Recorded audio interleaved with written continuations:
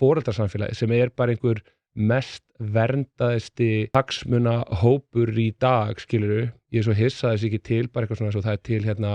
félag sálfræðinga og eitthvað svona, þú ekki bara til hérna félag foreldra, en það kannski bara vegna þess að foreldrarnir þurfa ekki á einhver svona hagsmunasamtök vegna þess að eins og til dæmis í sportinu og í skólakerfinu og svona, þá eru bara ákveðnir hópar. Þetta ekki endilega meiri hlutin, þetta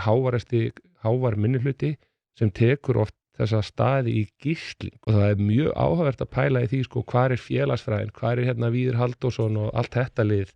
að fara að rýna í þetta. Þetta ótrúlega fyndið sko, þú sagðir við mig held í síðast og við ætlum að reyna sko, við ætlum passa að hafa öðruvísi þáttaldur en við vorum með síðast en við munum vera samt á keimleiku slóðum og við minnir að hafa verið síðast. Þegar þú sagðir bara, það engir miklir svona aumingja hópar eins og foreldrar og ég hafði aldrei svona Þetta besta sniðmengi sko af samfélaginu bara foreldrar. Já, en svo þetta líka bara að breytast svo mikið sko hérna skjár bara einhver svona mannréttindi og við þurfum að kenna þeim að skjána bara nei, þú þarf bara að hætta að vera aumingi og sinna barninu þínu í staðinn fyrir það að vera að drekka í því bjór á tenni og friðþægja með því að láta hérna skjá fyrir fram barnið meðan það býður eftir matnum. Það bara stjórnlaust galið. Svo alls konar myndbirtingar af því hvernig fólk í raun og veru bregst í uppeldi sko.